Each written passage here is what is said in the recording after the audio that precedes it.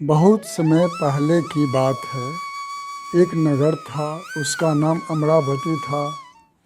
वहाँ का राजा अमरसेन था। अमरसेन बहुत ही लोभी और अत्याचारी राजा था, परंतु उसे जानवरों को पालने का बड़ा शौक था। उसके यहाँ जानवरों के लिए रहने का अलग अलग प्रबंध था।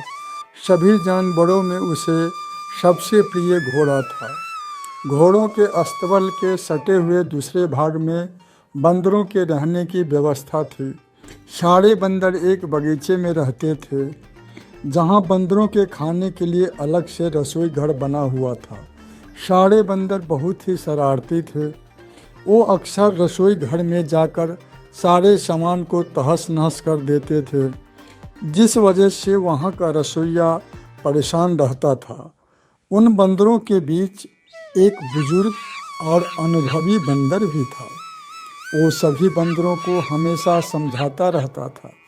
एक दिन उसने सारे बंदरों को इकट्ठा किया और बोला, सुनो सभी, मेरी बात को ध्यानपूर्वक सुनो। तुम सब मस्ती करो, परंतु रसोई घर में जाना छोड़ दो, नहीं तो एक दिन रसोइया गुस्से में जलती हुई लकड़ी फेंककर तुम्हें मारने की कोशिश करेगा। मगर जलती हुई लकड़ी बगल के अस्तबल में जाकर गिरेगी, जिससे वहां भयंकर आग लग जाएगी, जिसमें बहुत सारे घोड़े जल जाएंगे। तब वैद्य के कहने पर उन घोड़ों के उपचार के लिए राजा हम सभी बंदरों को मरवा देगा। सारे बंदर यह सुनकर हंसने लगे और उस अधेड़ बंदर का मजाक उड़ाने लगे। कोई कहने लगा, यह अब बुढ़ा हो गया है। कोई कहने लगा, इसकी बुद्धि भ्रष्ट हो गई है। बेचारा अधेड़ बंदर की बात को किसी ने महत्व नहीं दिया और सब शरारत करते हुए वहाँ से भाग गए। अधेड़ बंदर चुपचाप बगीचे के एक कोने में जाकर रहने लगा। जैसा कि अधेड़ बंदर ने भविष्यवाणी की थी, वैसा ही हुआ। एक दिन एक छोटा बंदर रसोई घर में चला गया और रसोई घर के सारे सामान को तितर बितर कर दिया। इतने में ही रसोइया वापस आ गया। रसोई घर की हालत देखकर वह गुस्से से पागल हो गया। उसने एक जलती हुई लकड़ी से उस बंदर को मारा, जिससे बंदर के शरीर में आग लग गई। वह घबराकर अस्तबल की तरफ भागने लगा।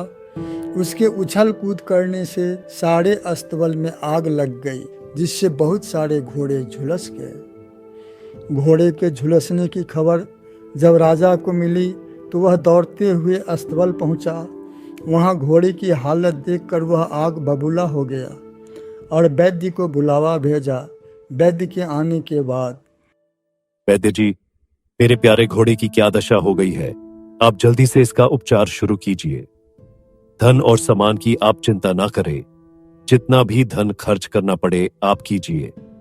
राजा साहब, आपके घोड़ों का शरीर पूरी तरह से जल गया है।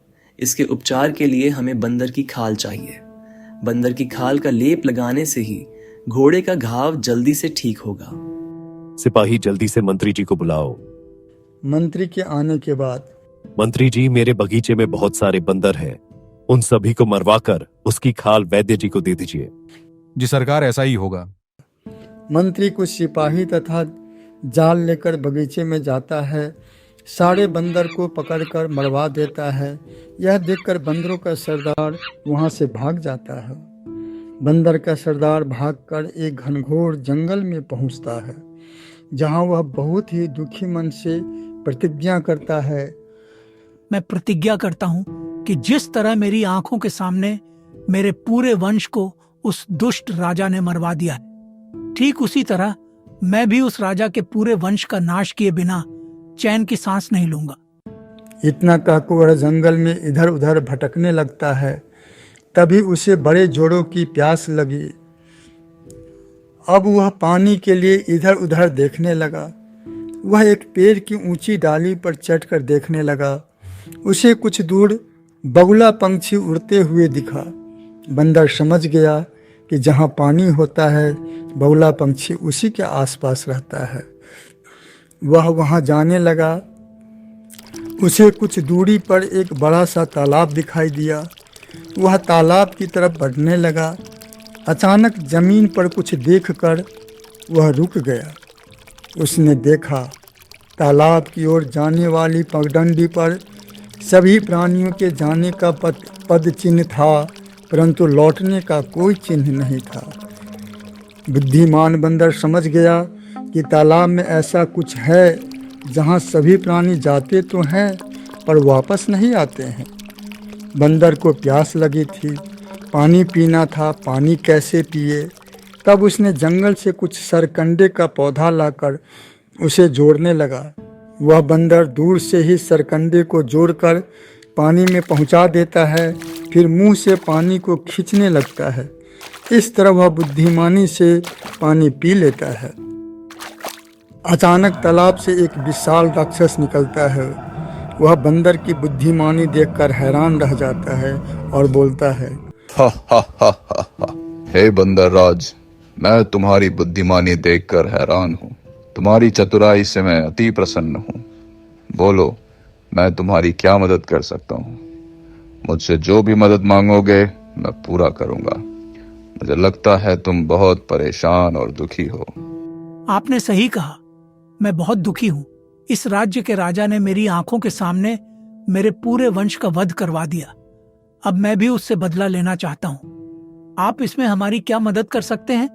अगर तुम एक बार राजा के पूरे परिवार को मेरे इस तालाब पर ले आओ तो मैं उन सभी को खा जाऊंगा। मैं उस राजा के पूरे परिवार को कैसे ला पाऊंगा? यह सोचना तुम्हारा काम है। बंदर कुछ सोचकर, यह राजा दुष्ट होने के साथ लोभी भी है। अगर उसे इस तालाब में खजाना होने का विश्वास दिला दूं, तो वह जरूर ही समस्त परिवार के साथ यहाँ आ जाएगा। लेकिन तुम मुझसे विश्वास कैसे दिलाओगे?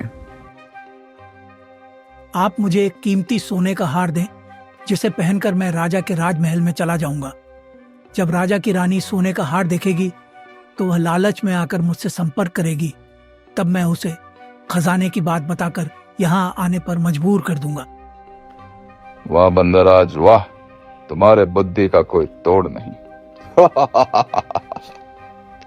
इतना कहकर राक्षस उसे एक बहुत बड़ा और कीमती हीरों का हार देता है, जिसे वह अधेर बंदर का सरदार पहन लेता है और छलांग लगाते हुए महल की तरफ निकल लेता है। महल में पहुंचकर वह रानी की भवन की तरफ चला जाता है और एक जगह बैठ जाता है। कुछ समय पश्चात रानी वहां से गुजरती है। वह बंदर और उसके गले में पड़े हार को देखकर अचंभित हो उठता है। अरे तुम कौन हो और यहाँ कैसे आ गए? और तुम्हारे पास यह हार कहाँ से आया? रानी साहिबा, मैं आपसे ही मिलने आया हूँ। मुझे यह हार बगल के जंगल में एक तालाब है, वहीं से मिला है। उस तालाब में पूरा खजाना भरा पड़ा है। मैं वहीं से यह हार लेकर आपको बताने आया हूँ। तुम मुझे वहाँ ले चलोगे? क्यों नहीं, परंतु यह खजाना इतना बड़ा है, आप समस्त परिवार के साथ भी उसे नहीं उठा पाएंगे। इसलिए राजा साहब को बोलिए अपने समस्त मंत्री गण के साथ चले और वह खजाना ले आए। परंतु मैं राजा को विश्वास कैसे दिलाऊंगी? आप मेरा हार ले लीजिए और उन्हें जाकर बताइए। तब तक मैं राजद्वार पर आपका इंतजार करता हूँ। इतना कहकर वह हार रानी को दे देता है। रानी हार गले में पहनकर राजा के पास पहुँचती है।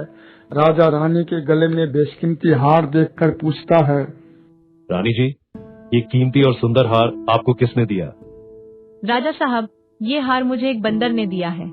बंदर ने? बंदर के पास इतना कीमती हार कहाँ से आया?